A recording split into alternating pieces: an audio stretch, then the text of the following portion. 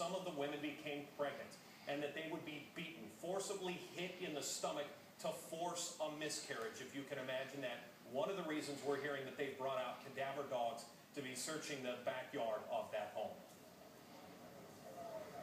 So, Dan, I just want to be clear. This is based on you and your teams reporting from local law enforcement sources?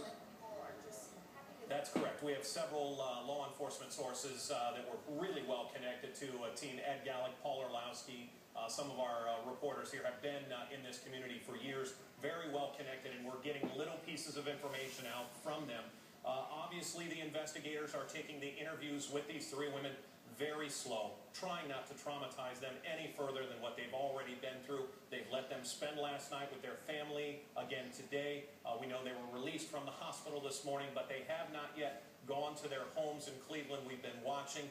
We're not sure where they are, possibly a hotel, maybe a hospital, maybe a psychological research type center. But at this point, no signs of them at their homes. We are told by local law enforcement spokesperson that more interviews were conducted today. Now my exclusive interview with Charles Ramsy, one of the neighbors who noticed that Amanda Berry was screaming for help. His actions last night have a lot of people around here calling him a hero. I spoke with Charles Ramsy this evening. So you moved in about a year ago. Yeah. You'd seen Ariel Castro around, right? When I moved there, only because he was my neighbor. Right. You know what I mean? What was he like? Cool. He wasn't no freak of nature. He was like me and you, because he talked about the same thing you talk about. He talk about you, you know what I mean?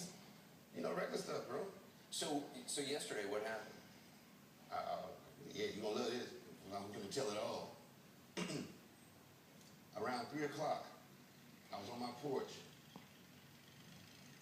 and the mailman put his mail in my mail.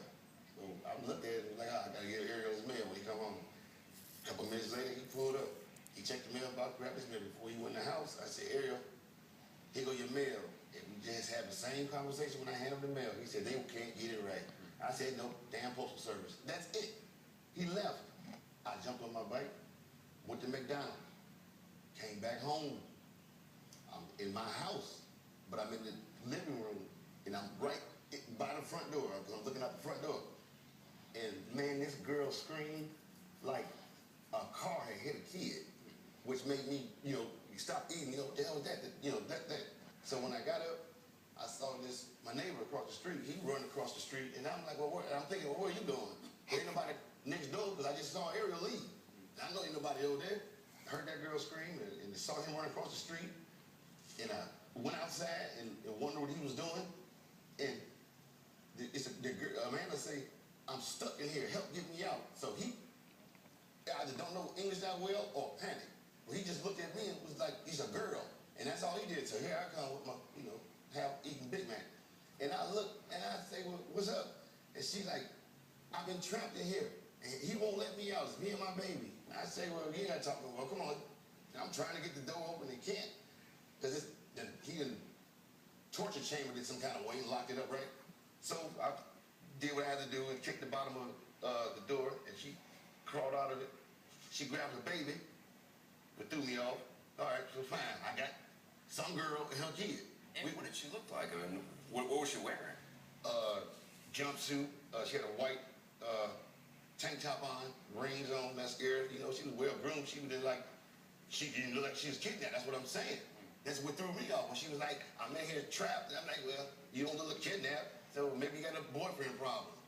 But I'm thinking, I know who lives here, and he's 50-something. You can't be the boyfriend problem. You know what I mean? It can't be him. Maybe you're dating his son. And you've never seen her before? Bro. In the year that you've been there? Bro, never. That woman didn't come out the house. The only kids that came out the house were two little girls. They played in the backyard. He had two dogs. Where I live, naturally, is next door. My bedroom was upstairs. So when I just hear kids playing, I know it's them. They do the same thing. Play in the backyard for a couple hours, go back in the house. Same thing every day. The neighborhood knows them as his grandchildren. So it's no big deal. He got his grandkids over all the time. I thought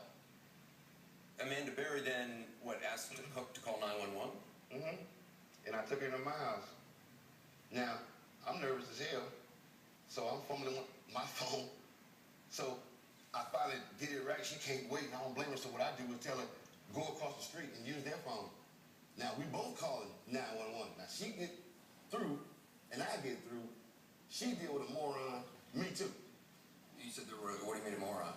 Idiot. I heard the 911 call for her, Imbecile. and the woman kept Why being do you like, have that damn job? the woman was like, oh, hang up and wait for the police. Really? How about stay on and I'll talk to me till they get there? Right. Coming up, we'll have more of my exclusive interview with Charles Ramsy. He tells me what it feels like to have been living in the neighborhood for a year without knowing that women were being allegedly held captive inside that house. He also says he doesn't believe he should get the reward money, that it should go to the women. That's next.